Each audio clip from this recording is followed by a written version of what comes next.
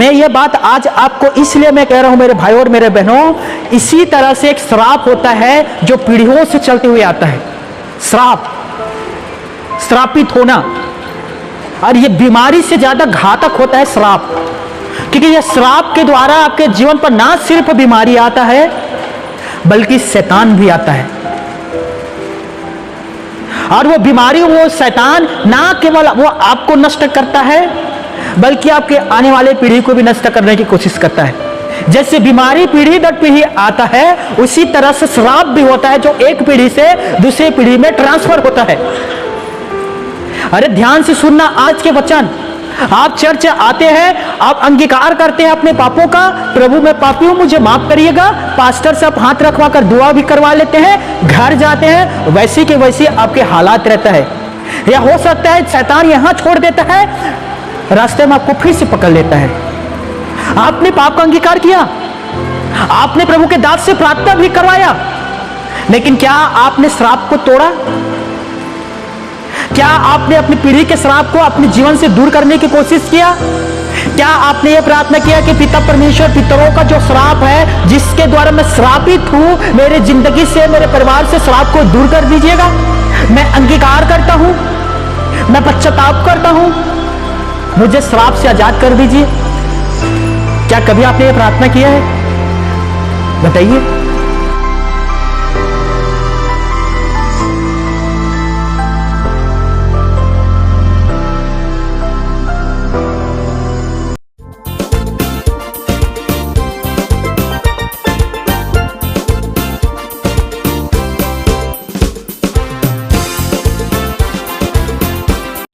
Once again praise the lord. एक बार फिर से सभी को जय मसीह की। एक दूसरे से हंसते मुस्कुराते हुए यस जय मसीह के हैं। यस एक सुंदर मुस्कुराहट के साथ ना, यस मुस्कुराते हुए, यस मुस्कुराते हुए।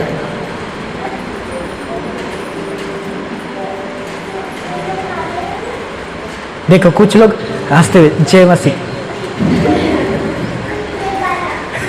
तुरंत चेहरा का रंग, हर हाव भाव बदल जाता है। जैसे कि आप सभी को पता है, उपवास प्रार्थना सभा का आज तीसरा दिन है। बीते 2 दिन से हम लगातार उपवास में हैं, आज तीसरा दिन है। आज भी हम लोग उपवास में हैं दोस्तों, शुक्रवार से रविवार। और लगातार हम 4 दिनों से लगातार हम मीटिंग कर रहे हैं, गुरुवार से आज रविवार तक।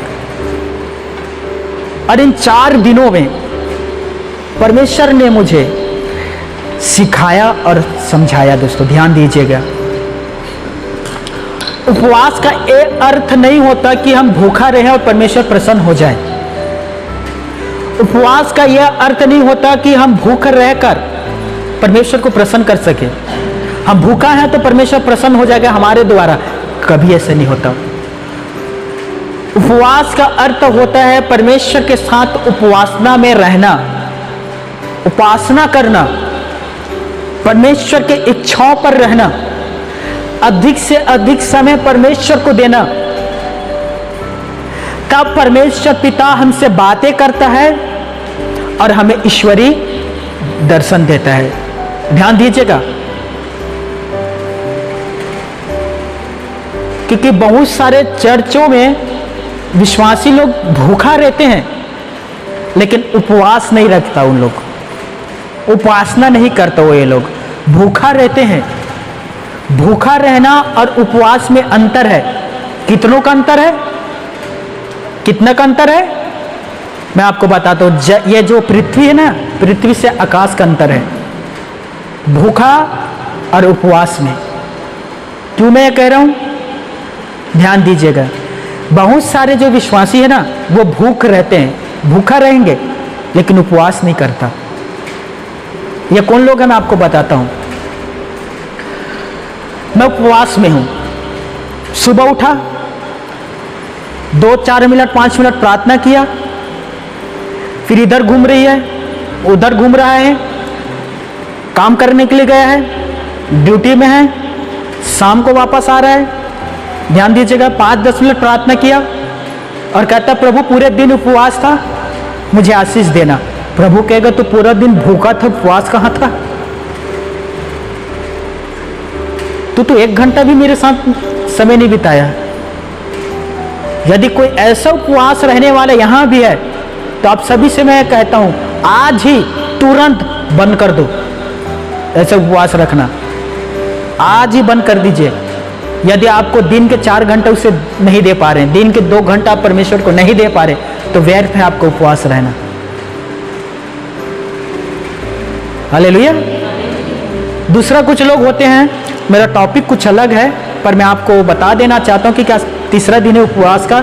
आगे यदि आप रहते हैं तो आप सावधानी पूर्वक उपवास रहें।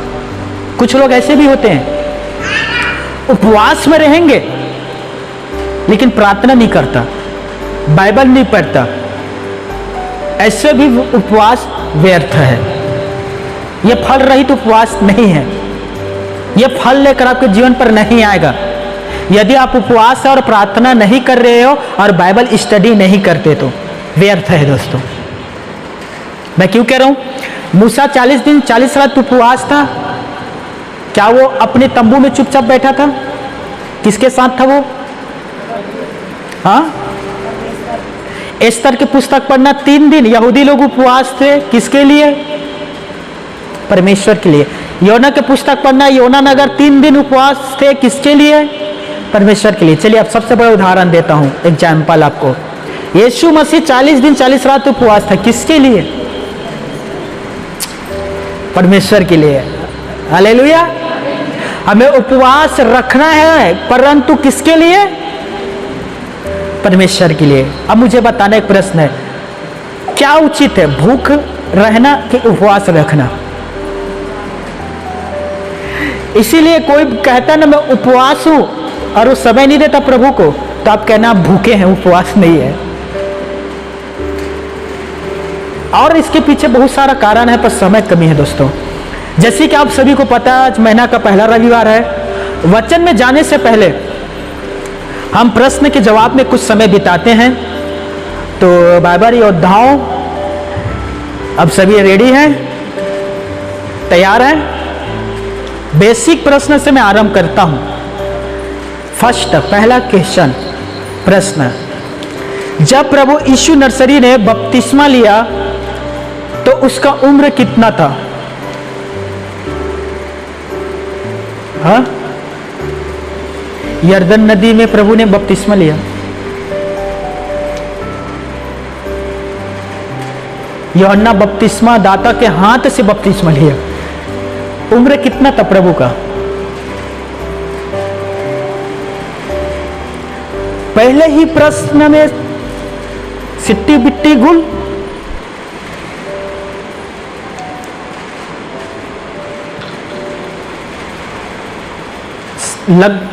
लगभग नहीं, 100%, 30 साल का।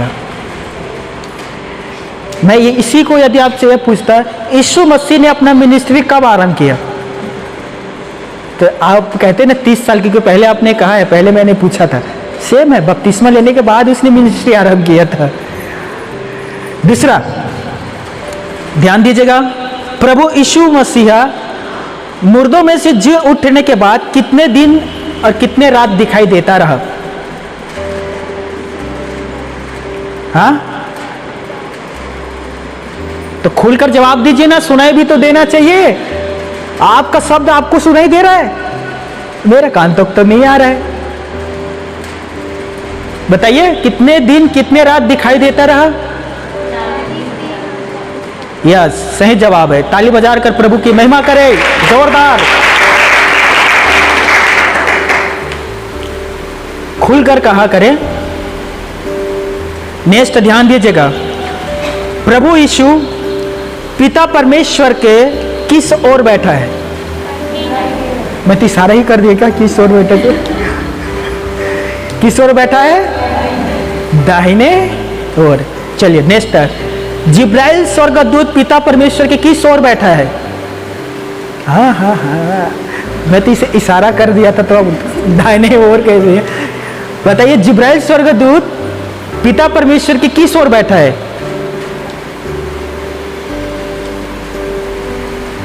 हाँ बताइए।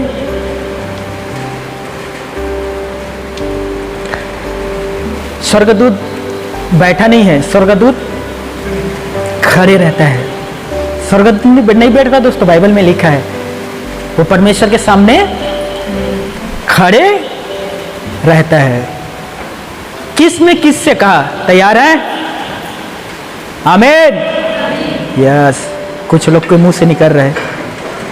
देखो ये परमेश्वर का मेमना है जो जगत के पाप को उठा ले जाता है। किसने किससे कहा था?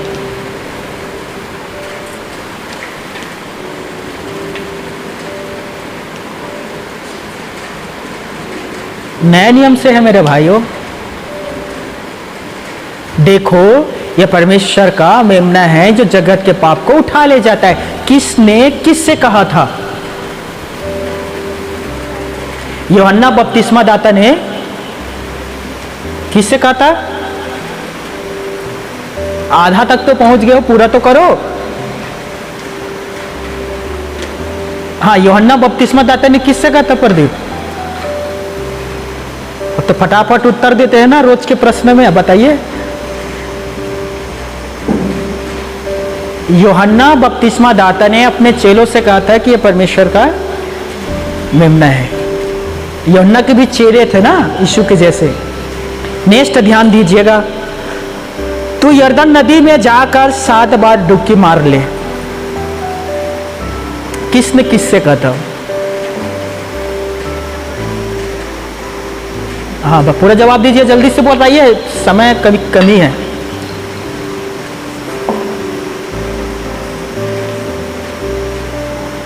एलिशा नबी ने नमान कोढ़ी से कहा था कि तू जाकर 7 बार डुबकी लगा ले। हाँ, ये अच्छा प्रश्न है। किसने किससे कहा था? डरो मत, खड़े खड़े उद्धार का वो काम देखो जो यहोवा आज तुम्हारे ओर से करेगा। किसने किससे कहा था?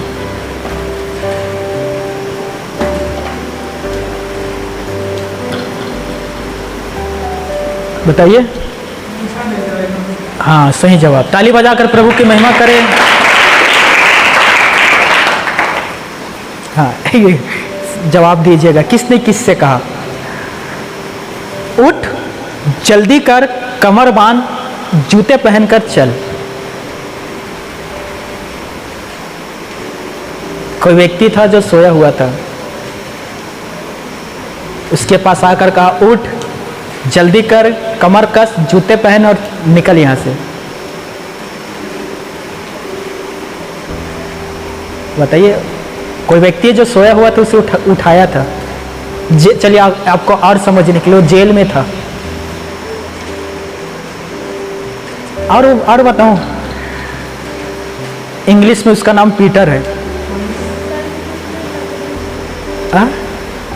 इंग्लिश में उसका नाम पीटर है। हाँ, किसने कहा था?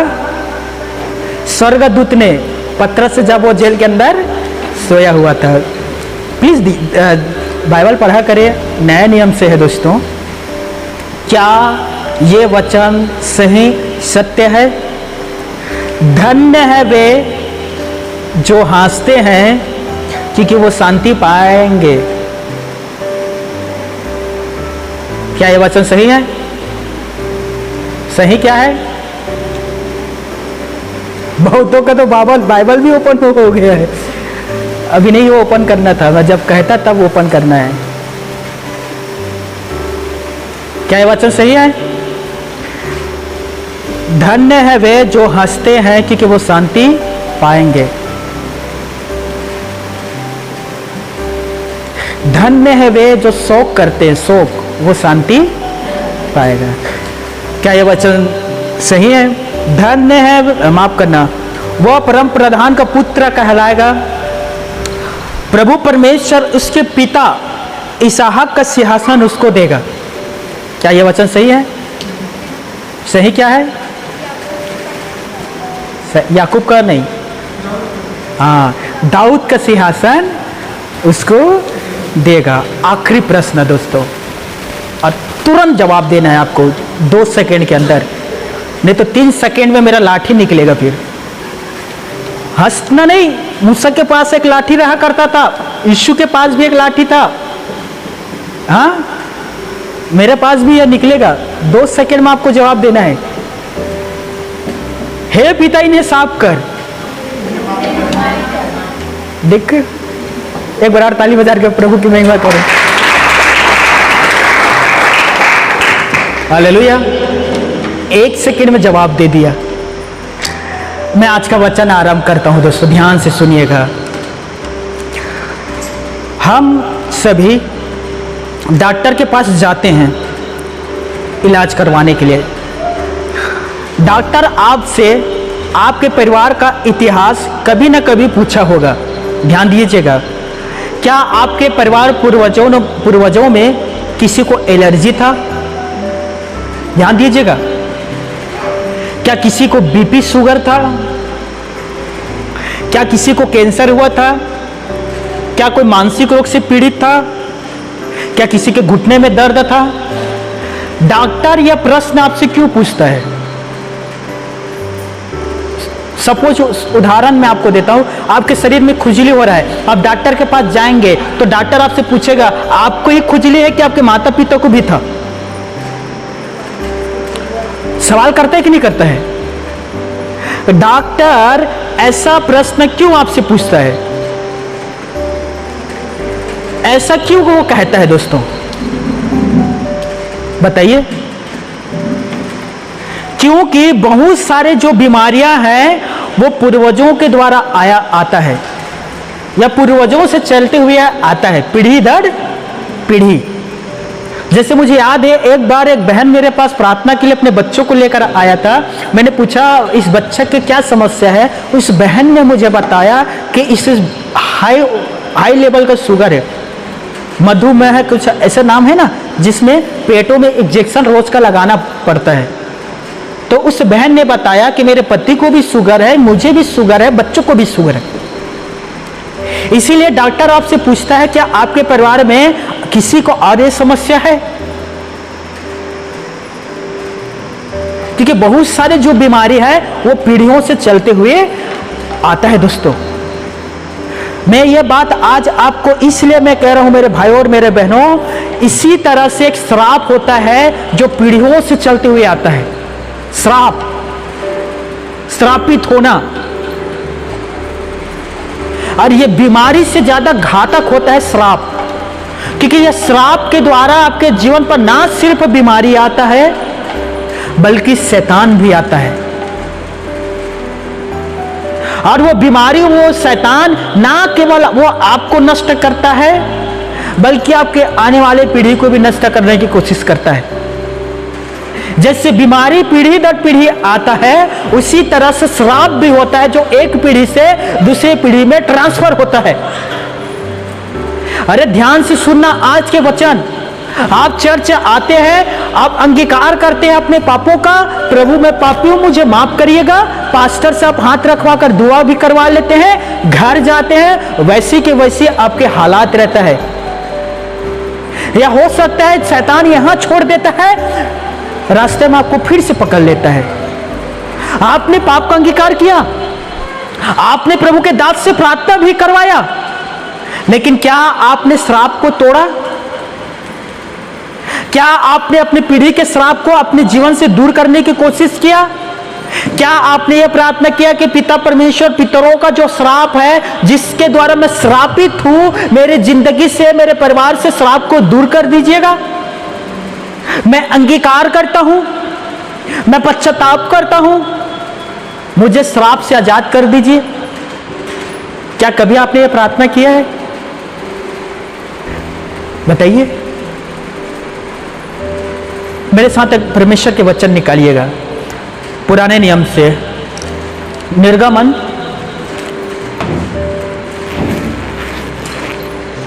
34 अध्याय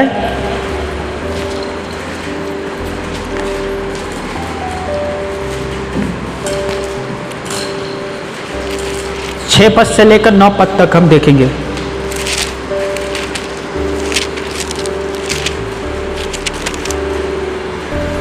ध्यान दीजिएगा, आज का जो वचन है बड़े ध्यान से सुनना, आपके जीवन के आपके परिवार में जो भी श्राप है दोस्तों, आज के वचन के द्वारा टूटेगा।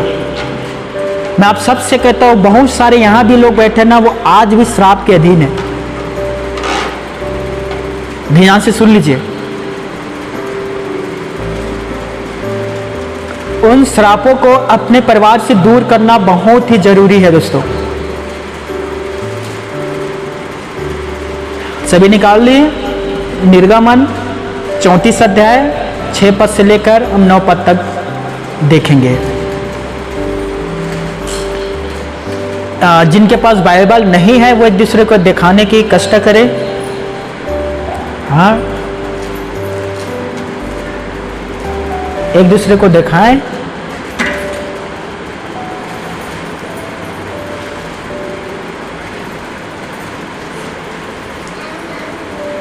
Very good.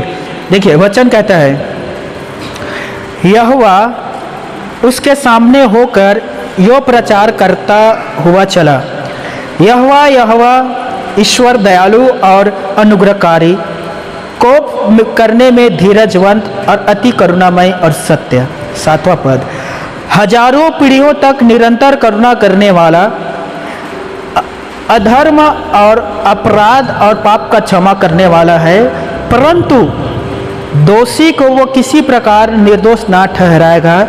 वह पितरों के अधर्म का दंड उनके बेटों और पोतों और परपोतों को भी देने वाला है। तब 8वां पद, तब मूसा ने तुरंत पृथ्वी की ओर झुककर धन्यवाद किया।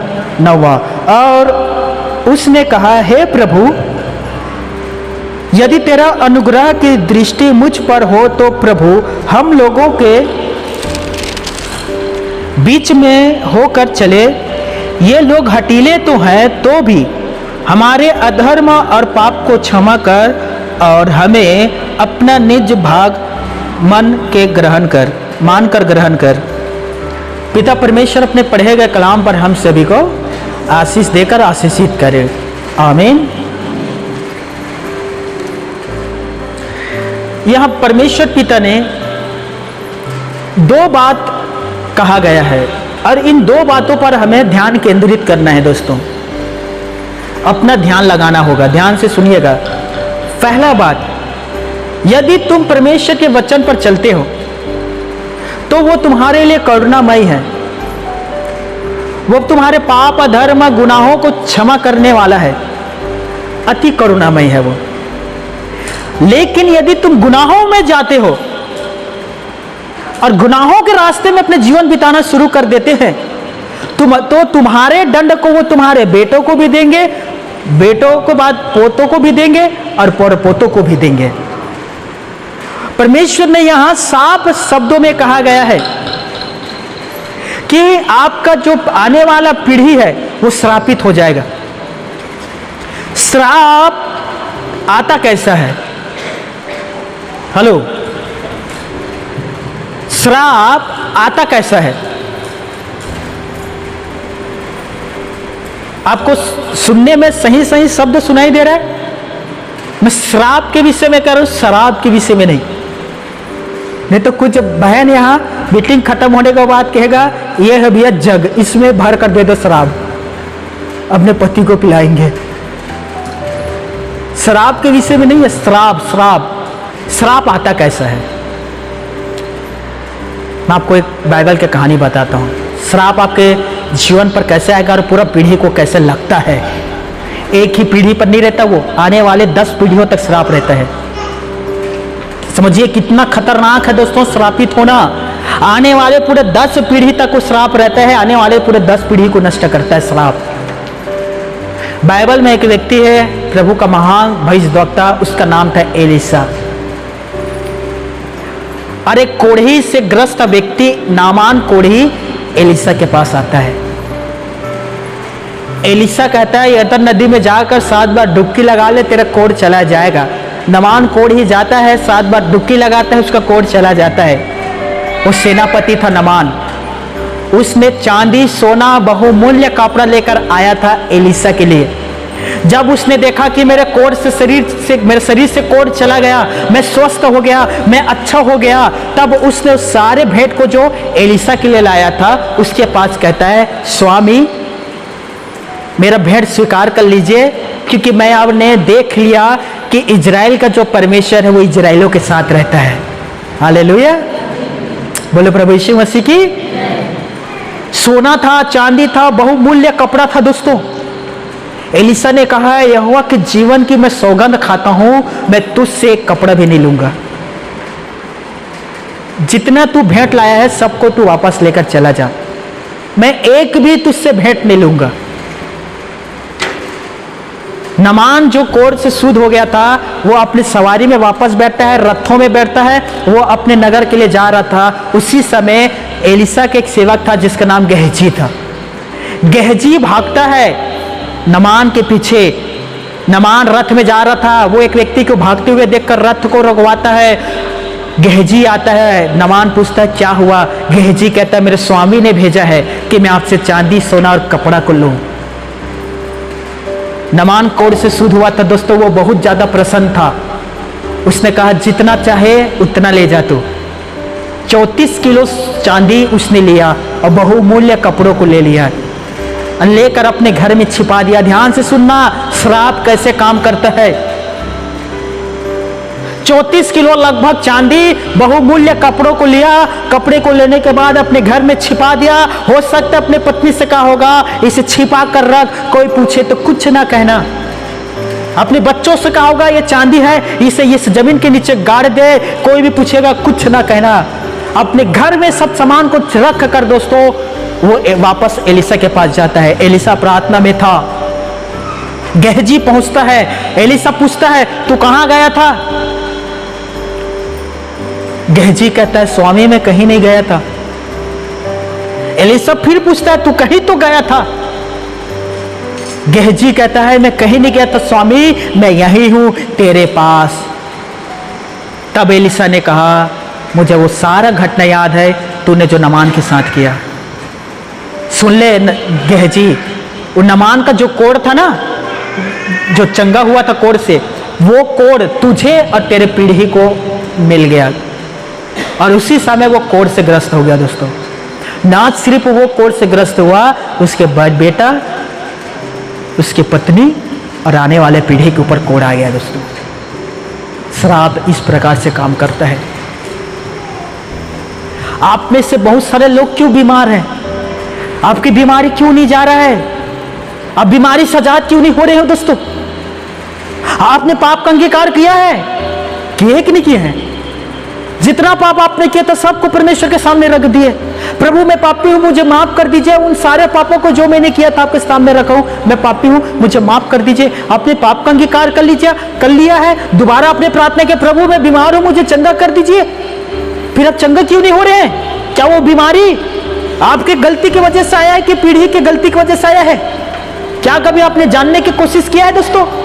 वो शैतान जो आपको परेशान कर रहा है, पता करिए कि आपको ही पक्का परेशान कर रहा है कि आपके सास ससुर को भी करता था और उससे पहले आपके दादा दादी को करता था। कभी आपने पता करने की कोशिश किया है? मैं क्या कह रहा हूं, आज का जो वचन है ध्यान से सुनिए।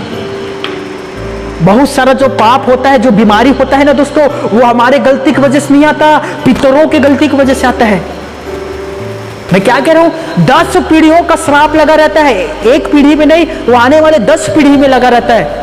ये आपको मिलता है मेरे भाइयों और मेरे बहनों, व्यवस्था विवरण 23 अध्याय 2 पद से लेकर 4 पद तक आप घर पर पढ़ लेना। समय की कमी है, आने वाले 10 पीढ़ी को नष्ट कर देता है। आगे ध्यान दीजिएगा। इसी प्रकार से जो बीमारी है ना, पीढ़ी दर पीढ़ी, पीढ़ी दर पीढ़ी चलते हुए आता है।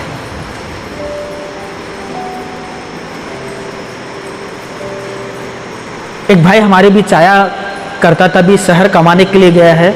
भाई का नाम है समयलाल, जानते हो ना आप सभी।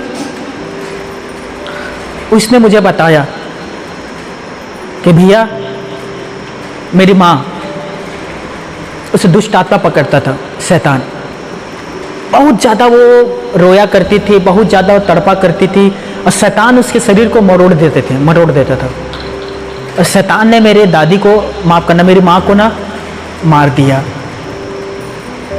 उसके बाद वो शैतान मुझे पकड़ने लग गया, मेरे माँ के बाद मुझे पकड़ने लग गया। हमें लगता है ना दोस्तों, श्रापित या श्राप, बद्दुआ, लालत, ये सब अफवाह है, ऐसा कुछ नहीं होता। नहीं, ऐसा सब ये गपशप है, रियलिटी में होता है दोस्तों। मैं आपको प्रूफ दे सकता हूँ। अर्जेंटीना का नामक एक देश है। एक सिस्टर ने मुझे बताया, मैं उसका बुक पढ़ रहा हूँ। एक दिन एक सिस्टर अपने अंकल, चाचा के साथ बैठकर खाना खा रहे थे। एक मेज पर खाना खाते हैं ना, एक बड़े मेज पर बैठकर उन लोग खाना खा रहे थे। अचानक उसके अंकल को ना हृदय रोग बीमारी था, वो चेस्ट में, छाती में दर्द हुआ और वो खाना खाते खाते गिरा और वो मर गया। जैसे ही वो मरा, उसके अंदर से शैतान निकला और उस लड़की के अंदर समा गया। जैसे इस लड़की के अंदर वो शैतान समाया, ध्यान दीजिएगा, वो चीखते हुए उस जगह से भागा और वो अपना मानसिक संतुलन खो दी। वो पागल बन गई। उसे पागल खाना लेकर गया। अर्जेंटीना की सच्ची बात है मेरे दोस्तों, पागल खाना लेकर गया उस लड़की को। जानवरों के जैसे उसका इलाज होता था। वो पूरा मानसिक संतुलन खो दिया था, किसी को पहचान नहीं पाती थी, किसी को उससे बात नहीं करती थी, चिल्लाती थी, रोती थी और अपने आप को मारा करती थी। उसके चाचा मरा, उसका जो दुष्ट आत्मा था उसके शरीर को छोड़कर उसके भतीजे के शरीर में घुस गई। उसका शरीर दिन प्रतिदिन कमजोर होते हुए जा रहा था। कुछ दिन के बाद वो लड़की भी मर गई। अब मरने के बाद उसका जो शव था, उसे घर छोड़ने के लिए आते ना डॉक्टर, घर छोड़ने के लिए आया। तब तक उसके मम्मी पापा, अरे एक और बहन थी, वे तीनों प्रभु यीशु मसीह पर विश्वास करने वाले लोग थे। जब लाश को लेकर घर आया, घर में जब रोने का मातम छा गया। उसकी बहन कभी स्कूल नहीं गई थी, अनपढ़ थी। प्रभु ने उससे बात करके कहा, ध्यान दीजिएगा, मृत लड़की के पुनः जीवन के लिए तू प्रार्थना कर। ये लड़की जो मरी है, इसके दूसरे जीवन के लिए, नए जीवन के लिए तू प्रार्थना कर। लड़की ने कहा, कोई भी शव लेकर कहीं नहीं जाएगा। प्रभु ने के आवाज मैंने सुना है, मुझे इसके लिए प्रार्थना करना है। वो घुटना टेक कर प्रार्थना करने लग गई। 1 घंटा हुआ, लेकिन लाश जैसे थी वैसे ही पड़ी हुई थी। लोगों ने कहा, बस कर, इसे लेकर जाने दे, क्योंकि उससे मरे हुए 8 से 10 घंटा हो गया था दोस्तों। उसने कहा, नहीं, प्रभु का आवाज सुना हूं मैं, मुझे प्रार्थना करना है। 2 घंटा हो गया, 4 घंटा हो गया, 7 घंटा हो गया प्रार्थना करते हुए। घुटने में 7 घंटा वो बैठे बैठे प्रार्थना कर रही थी। लाश वैसी की वैसी ही था। सारे लोग कह रहे थे, ले जाने दे। 12.5 घंटा हो गया लगभग लाश को, अब तो ले जाने दे।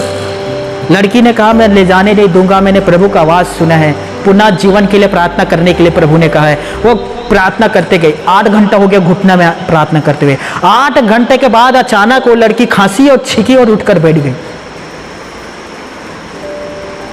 13.5 घंटा के बाद वो लड़की जो मरी हुई थी वो जी उठा। शैतान उसे छोड़कर चला गया। ये होता है श्राप दोस्तों। श्राप को तोड़ना जरूरी होता है। याद रखिए, श्राप ऐसा है, कुछ नहीं कर सकता। यदि आपके परिवार श्रापित है तो वो बीमारी, वो शैतान आपके बाद आपके दूसरे आने वाले पीढ़ी पर ट्रांसफर हो जाएगा। वो ऑटोमेटिक उसके शरीर से निकला, लड़की के में आ गया। यदि उसकी बहन प्रार्थना नहीं करता तो वो जी नहीं उठती। उसने प्रार्थना किया और प्रभु ने उसे पुनः जीवन दिया। ये सच्ची बात है दोस्तों। हालेलुया। यीशु मसीह ने कहा, मत्ती रचित सुसमाचार 12 अध्याय 43 पद 43 वर्ष, प्रभु ने कहा, जब अशुद्ध आत्मा किसी मनुष्य में से निकलता है तो वो किसी दूसरे सुखी स्थान पर वो प्रवेश करना चाहता है। ध्यान दीजिएगा, जब एक आत्मा, बुरी आत्मा किसी मनुष्य के शरीर से निकलता है तो वो दूसरे व्यक्ति में प्रवेश करने की कोशिश करता है। ध्यान दीजिएगा, जैसे कि उस अंकल से आत्मा शैतान निकला और उसके भतीजिन के में समा गया। उसी प्रकार से दुष्ट आत्मा क्या करता है, एक शरीर से निकलने के बाद वो दूसरे के शरीर में पहुंचने की कोशिश करता है। इसीलिए मैं आप सभी से कहना चाहता हूं, आप सभी से जितने यहाँ बिलीवर हैं, विश्वासी हैं, आपको फेथफुल होना बहुत ही अनिवार्य है। फेथफुल का अर्थ होता है विश्वास योग्य बने रहना। आपको प्रभु के वचन पर पूरे ईमानदारी और निष्ठा पूर्वक चलना होगा दोस्तों। आपको कभी भी परमेश्वर के वचन के विरुद्ध जाकर काम नहीं करना है।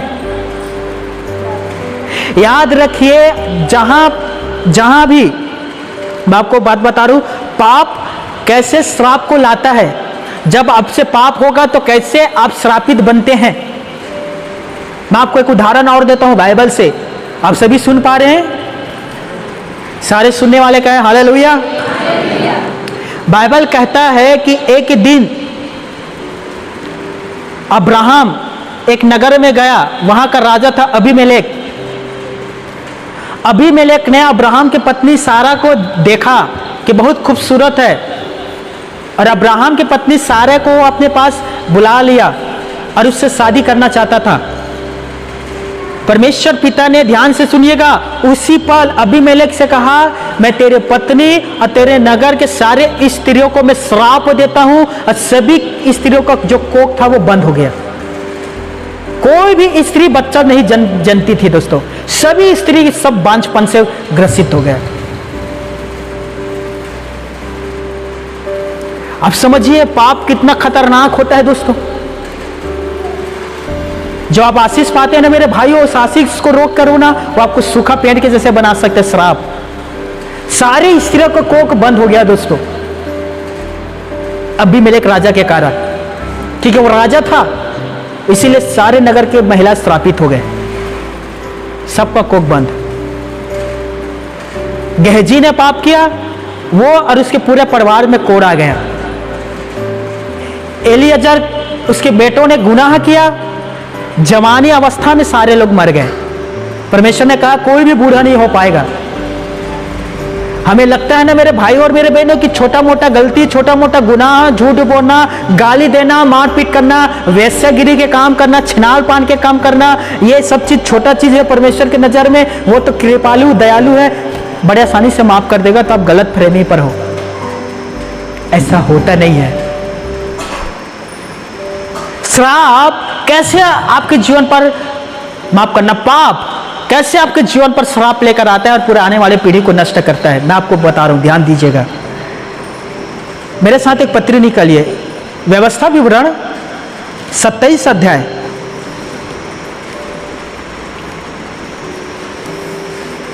पुराने नियम पर है।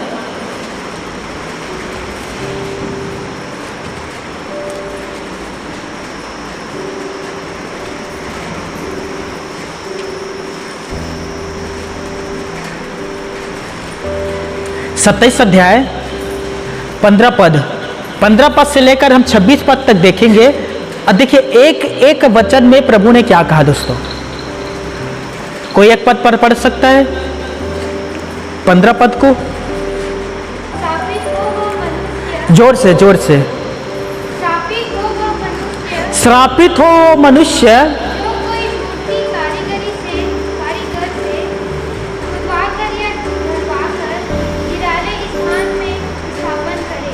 श्रापित है वो व्यक्ति जो मूर्ति बनाकर उसकी पूजा करता है, उसके आने वाले पूरे पीढ़ी पर श्राप लगता है। दूसरा 16, आगे पढ़िए 16। देखिए श्रापित है वो जो अपने माता पिता को तुच्छ जानता है, वो भी श्रापित है, उस पर भी श्राप लागू होता है। आज के बहुत सारे यंग जवान पीढ़ी ना अपने माता पिता को ना बहुत ज्यादा तुच्छ जानते हैं, एकदम कुछ नहीं समझते हैं। तो छत्तीसगढ़ी में एक शब्द है ना, कुछ भी नहीं घमेलता। कहते हैं कि तुम कुछ नहीं जानते हो, तुम पुराने जमाने के हो, पुराने ख्यालात के हो, हम मॉडल जमाना के हैं, न्यू जनरेशन, वर्तमान के हम लोग हैं। तुम्हें पता नहीं है कि आज फैशन का दुनिया है, एक सिस्टर ने कहा, बेटी ऐसा कपड़ा नहीं पहनते, देखो कैसा छोटा कपड़ा पहने हो, ये गलत है, फैशन है माँ, फैशन।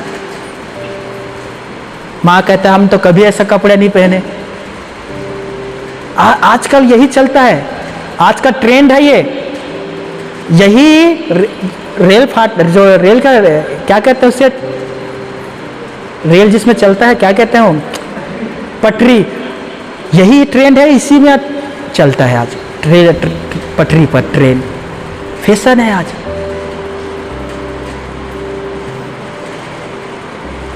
मेरे भाइयों मेरी बहनों, जितनों का शादी है, छोटे बच्चे ना, कभी छोटे कपड़े पहनना मत देना। यदि उन लोग कहते हैं फैशन है, आजकल का ट्रेंड है, कैंची पकड़ो पूरा काट दो, सच है, काट दो।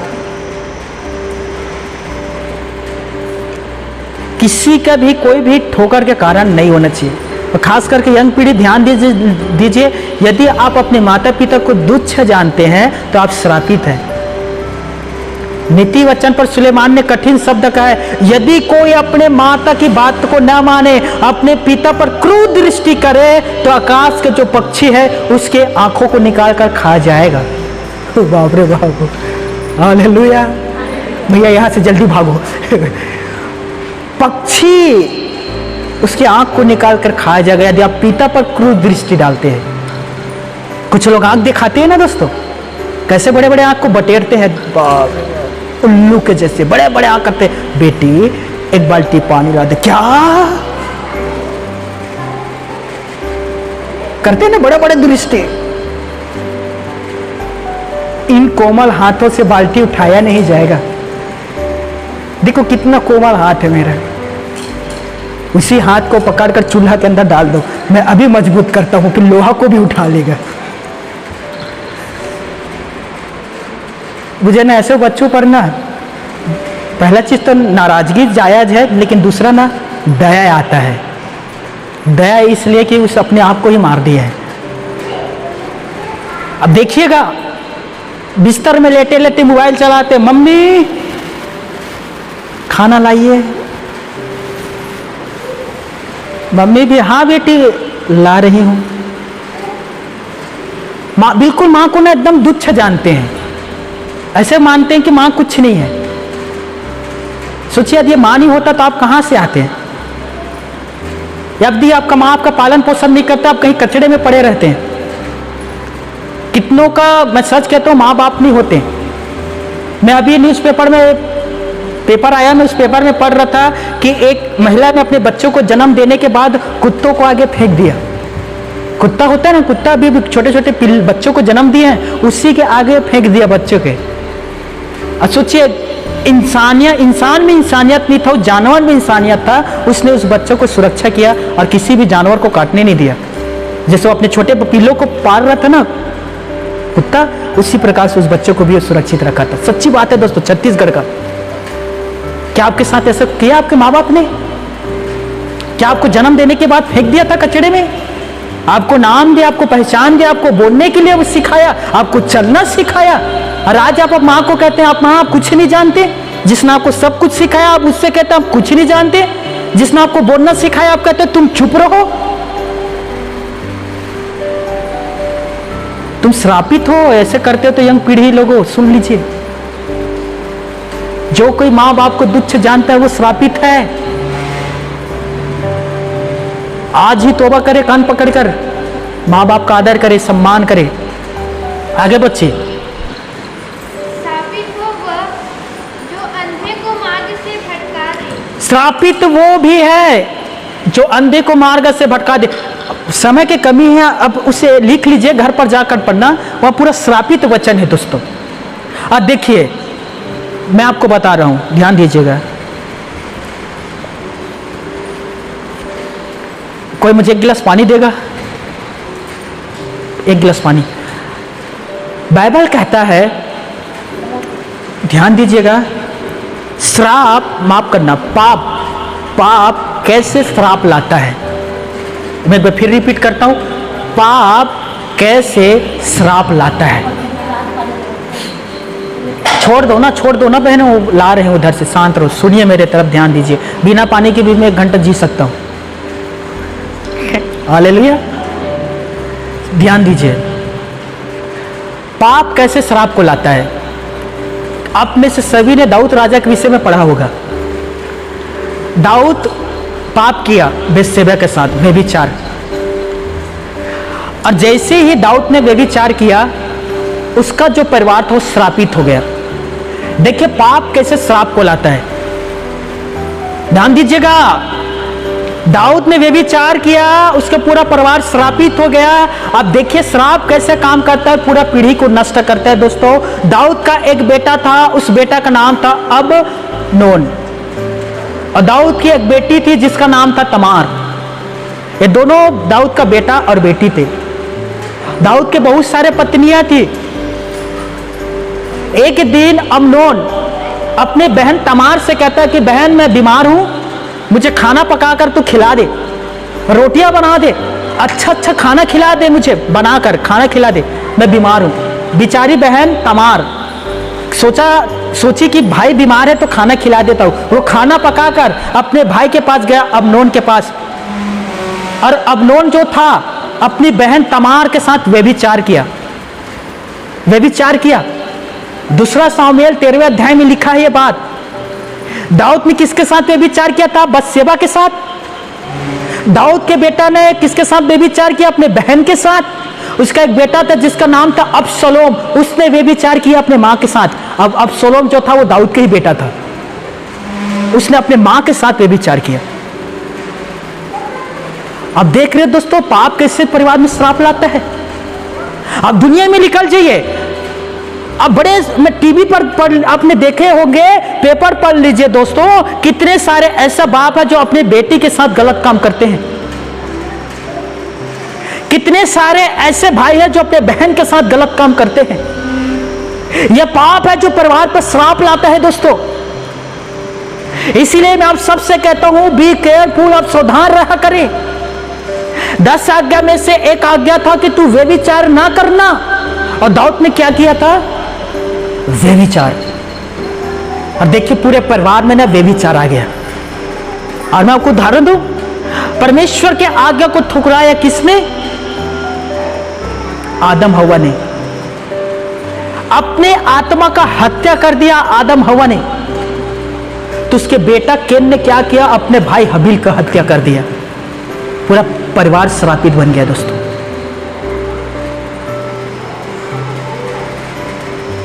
मेरे भाइयों मेरी बहनों, हमें और आपको लगता होगा ना दोस्तों कि इन सारे चीज़ों से करने के बाद हम परमेश्वर हमें बड़े आसानी से माफ़ कर देगा। नहीं, जो आप बोते हैं उसे आपको काटना पड़ेगा।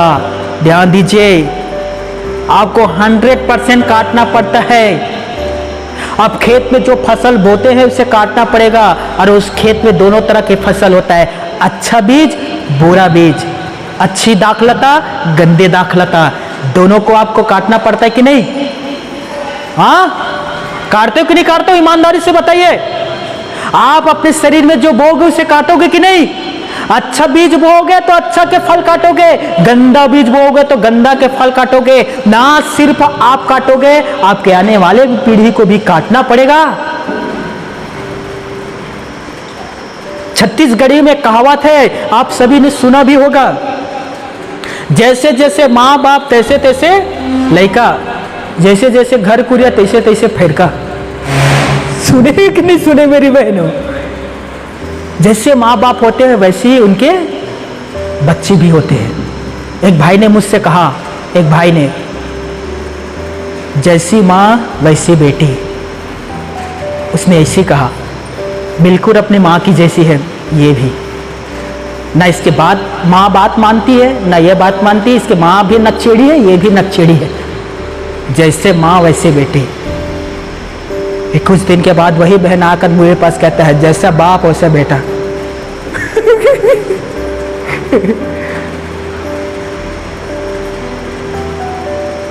ये सही है। यीशु भी ने कहा था यूहन्ना 5 में, मैं अपने ओर से कुछ नहीं करता हूं, मैं जिन काम को अपने पिता को करते हुए देखा है उन्हीं काम को मैं भी करता हूं। हालेलुया।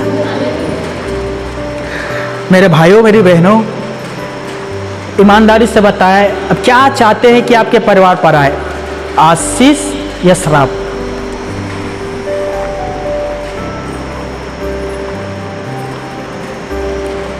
बताइए।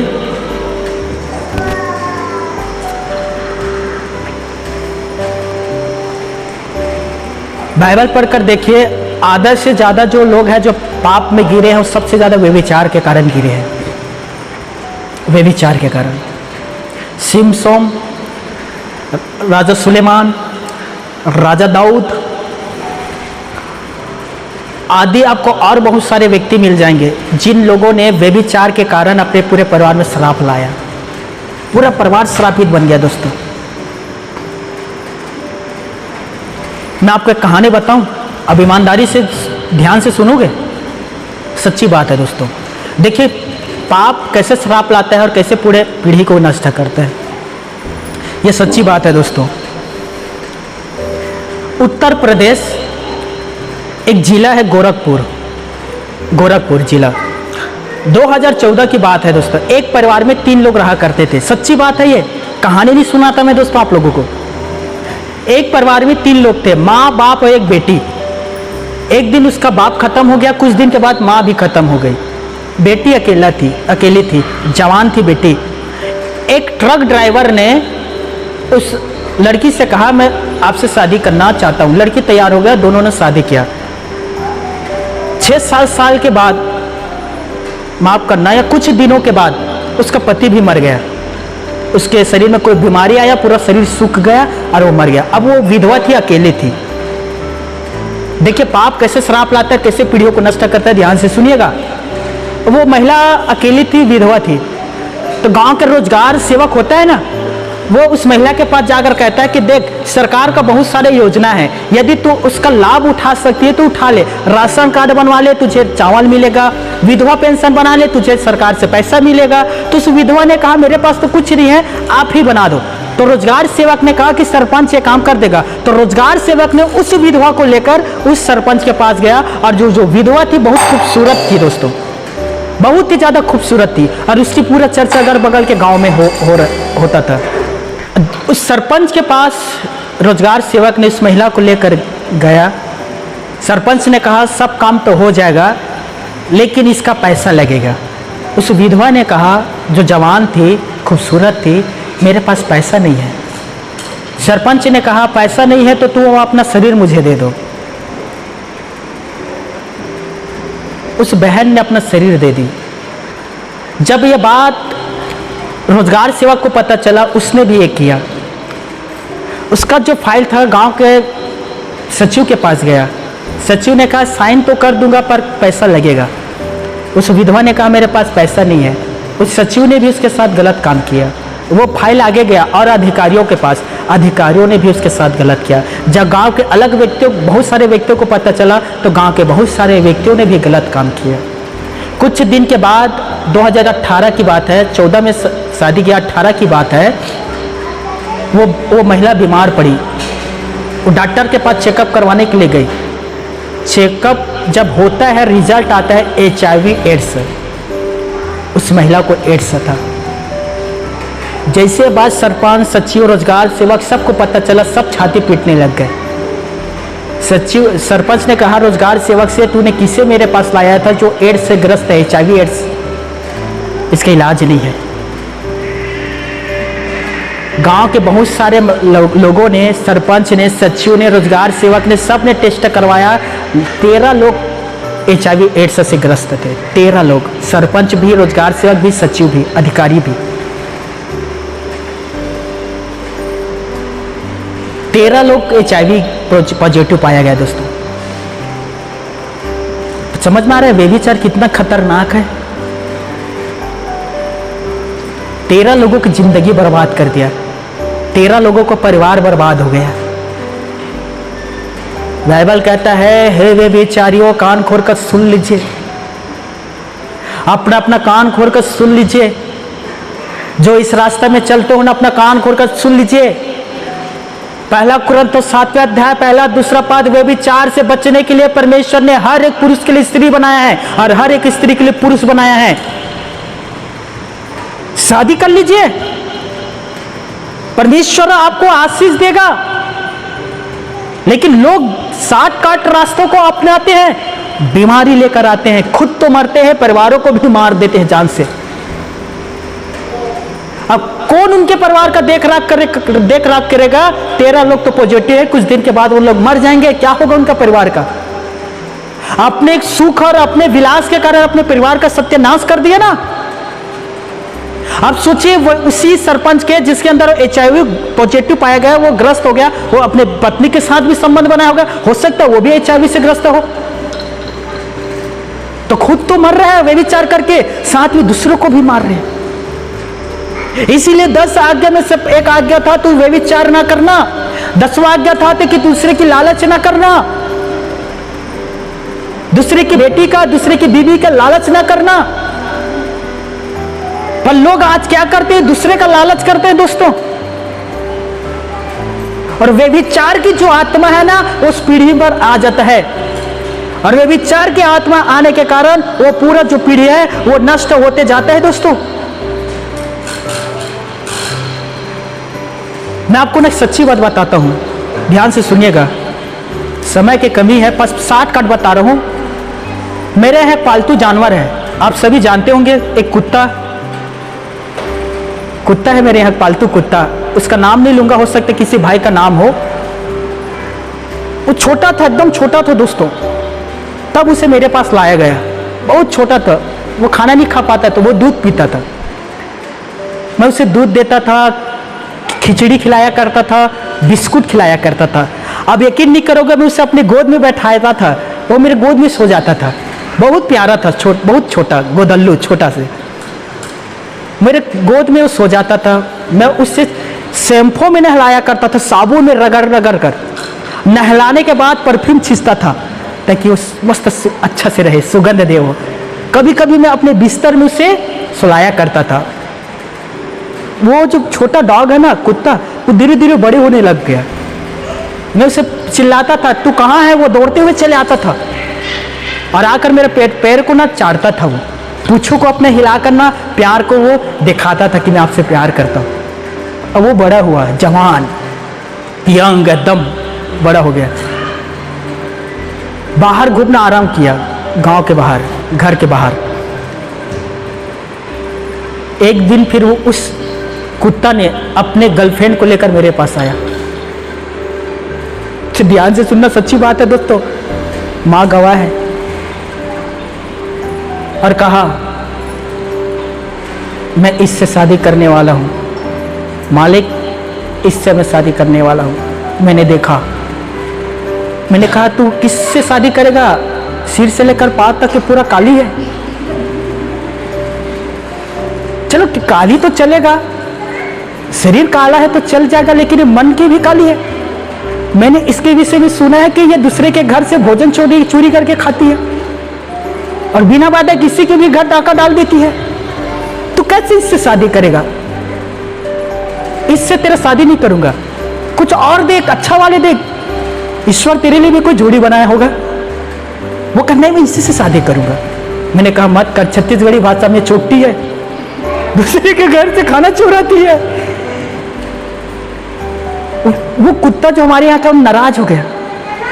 अब यकीन भी करेंगे दोस्तों, मैं सच कह रहा हूँ, ईश्वर गवाह, इन लोग कोड वर्ड में बात करते हैं, कोड वर्ड। समझिए, कुत्ता मेरे घर के अंदर है, गेट लगा है, और इसकी जो गर्लफ्रेंड है घर के बाहर, गेट के बाहर है। अरे ना कोड वर्ड में बुलाता है। ये खाना खा रहता है तो खाता है ना, उसे भी छोड़कर जाता है। कभी कभी तो वो अपने हमारी घर में उसे भी लाते हैं खाना खिलाने के लिए। मैंने ये गलत है, ये तुझे करना नहीं है, ऐसा करेगा तो तुझे घर से बाहर निकाल दूंगा। उसने मुझे छोड़कर भाग गया दोस्तों। कहा मैं इसके बिना जी नहीं सकता। वो छोटा से मैंने उसे पाला था, मुझे छोड़कर भाग गया दोस्तों। ये ठंडा के दिन में ना, पूरे ठंडे के मौसम में 4 महीना वो घर नहीं आता था। वो माँ खाना पकने के बाद उसे बुलाने के लिए जाता था और उसे नाम लेकर बुलाता था, प्यार से। हम लोग प्यारे बोलते हैं, प्यारे लाल, प्यारे आ खाना खा ले। वो जा रहा है, माँ बोल रहा है आकर खाना खा ले। वो देखता था, नहीं खाएंगे हम अपना काम खुद कर सकते हैं।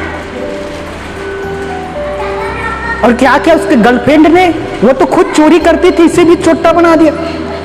अब दोनों घर में जाकर डाका डाल देते। देखिए दोस्तों, मैंने प्यारे को समझाया कि ये गलत है, ऐसे नहीं करना चाहिए तुझे, तू लौटा घर। 4 महीना वो घर नहीं आया दोस्तों, घर के अंदर गेट के अंदर आता नहीं था वो।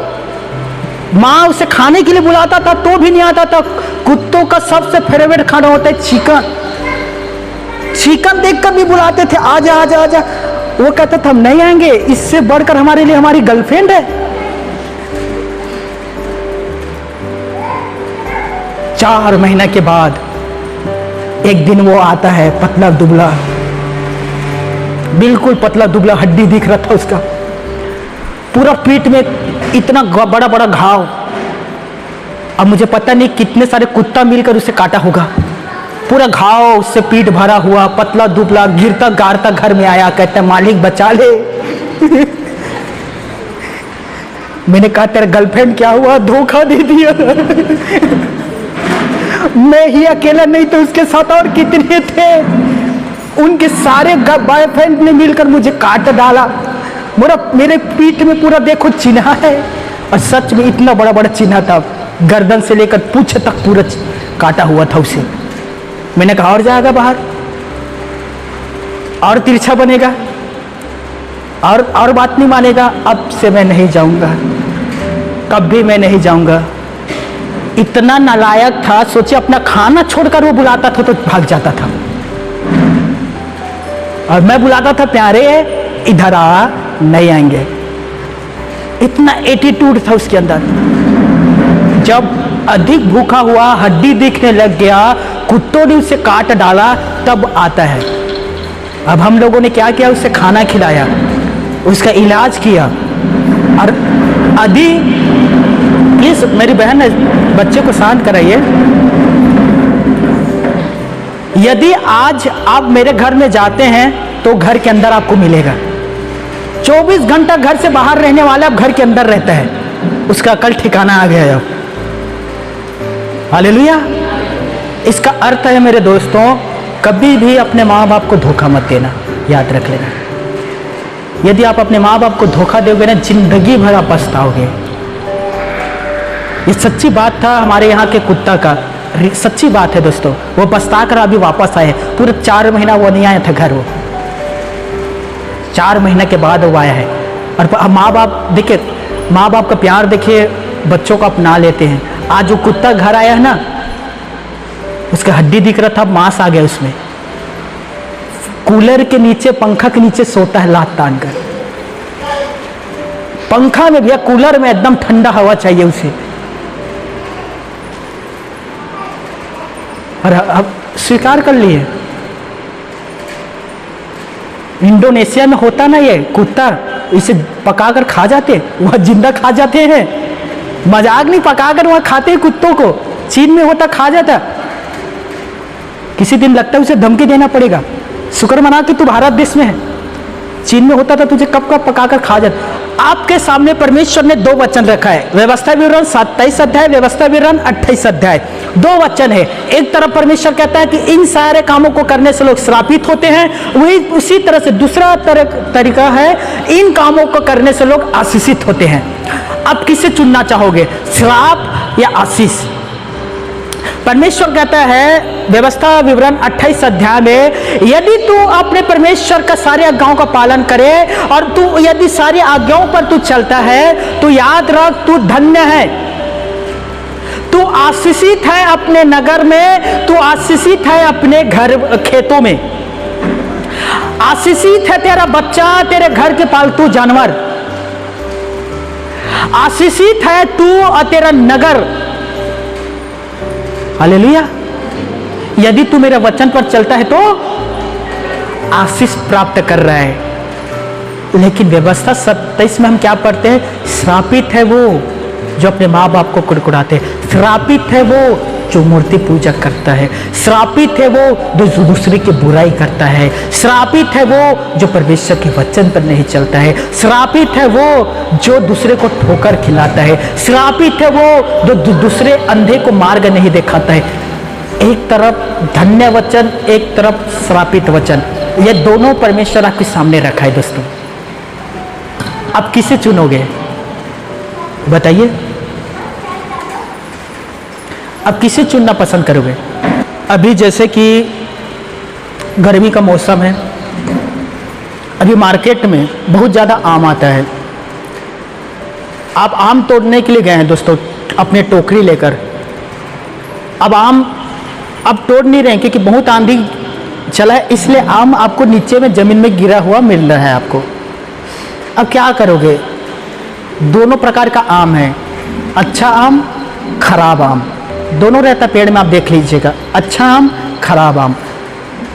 किस आम को अब अपने टोकरी में धर रखोगे? हाँ हाँ, खराब को रखोगे कि अच्छा आम को रखोगे? उसी तरह से परमेश्वर ने आशीष और श्राप दोनों को आपके सामने रखा है दोस्तों। आपको पता है अच्छे भी परिवार आपको मिलेगा। अब्राहम ने अच्छा काम किया, उसके बेटे इसहाक ने अच्छा काम किया, उसके बेटे याकूब ने अच्छा काम किया, उसके बेटे यूसुफ ने अच्छा काम किया। ये सारा परिवार आशीषित परिवार था। हालेलुया। यदि आज आप अपने जिंदगी से श्राप को तोड़ते हैं, दूर करते हैं, आप आशीषित हो जाएंगे। आपके आने वाला बच्चा भी आशीषित होगा दोस्तों। हालेलुया। क्या आप अपने जिंदगी से, अपने परिवार से, अपने घर से श्राप तोड़ना चाहते हैं? सोचिए, दिमाग में अपना दिमाग में थोड़ा जोर डालिए। आप क्यों चंगे नहीं हो रहे हैं? अब क्यों दुष्ट आत्मा सजाद नहीं हो रहे हैं? श्राप के वजह से। तो आइए आज हम उस श्रापों को तोड़ते हैं यीशु के नाम पर। हालेलुया। अपने स्थान पर खड़े हो जाए, 5 मिनट हम प्रार्थना करेंगे। चलिए खड़ा हो जाइए दोस्तों, हम श्राप को तोड़ेंगे आज यीशु के सामर्थी नाम पर। Jesus Lord. अपना अपना आंख बंद कर लीजिए। मेरे पिता, मेरे परमेश्वर,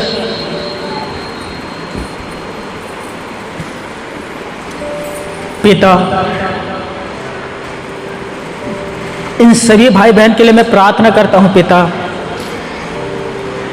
जो जो श्राप से ग्रस्त है, जिन जिन के परिवार में श्राप है पिता, और श्राप के वजह से जो जो श्रापित है, यीशु मसीह के नाम से पिता परमेश्वर इन श्रापों को तोड़ दीजिए। यीशु मसीह के नाम से उन श्रापों को इनकी जिंदगी से दूर कर दीजिए। यीशु मसीह के नाम से आजाद कर दीजिए पिता परमेश्वर। वो खुदा तेरे पास वो सामर्थ्य है कि तू श्रापों को तोड़ सकता है। वो पितरों के अधर्म के गुनाहों के श्राप को आप तोड़कर हमें आजाद कर सकते हैं पिता। उन गुनाहों को जो हमारे बाप दादों ने किया है पिता परमेश्वर, यीशु के नाम से हम उसे आपके सामने रखते हैं। यीशु के नाम से उन गुनाहों, उन पापों के लिए हम प्रार्थना करते हैं।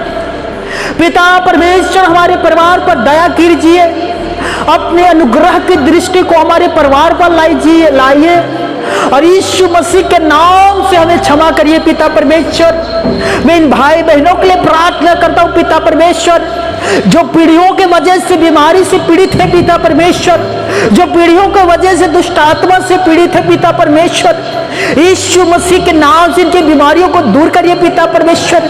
पीढ़ियों के श्राप को यीशु के नाम से तोड़ दीजिए पिता परमेश्वर। यीशु के नाम से पीढ़ियों से दुष्ट आत्माओं जो इन्हें सता परेशान कर रहा है, दूर कर दीजिए पिता परमेश्वर।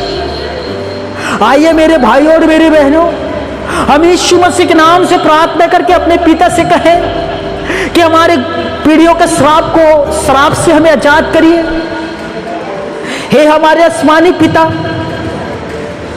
प्रभु यीशु के नाम से हम तेरे निकट आते हैं पिता परमेश्वर। धन्यवाद, आज के वचन के द्वारा हमने जान पाया कि पीढ़ियों का श्राप और पाप कैसा होता है। सच में पिता परमेश्वर, ये जो बीमारी और जो शैतान है हमारे जीवन पर है, हमें लगता है कि पीढ़ियों के पाप की वजह से आया है। पिता परमेश्वर, इन्हें आप दूर कर दीजिए यीशु के नाम पर, और यीशु के नाम से हमें चंगा कर दीजिए पिता परमेश्वर। ओ धन्यवाद हमें ज्ञान देने के लिए पिता। ओ धन्यवाद पिता परमेश्वर आज के वचन के लिए। और धन्यवाद पिता परमेश्वर हमारे श्रापों को तोड़ने के लिए, हमें आज़ाद और स्वतंत्र करने के लिए। बाइबल कहता है कि तुम सत्य को जानोगे, सत्य तुम्हें आज़ाद करेगा। परमेश्वर आपको आज़ाद करता है, परमेश्वर आपको आज़ादी दे रहा है। यीशु के नाम से हर एक को आज़ाद कर दीजिए पिता, सारे श्राप बंधनों को यीशु के नाम से तोड़ दीजिए। धन्यवाद पिता, हम सभी की प्रार्थना को सुनने के लिए, आशीष को देने के लिए। सारा आदर में सम्मान आपको देते हुए पिता, धन्यवाद के साथ इस प्रार्थना को प्रभु यीशु के नाम से मांगता हूँ, आमीन।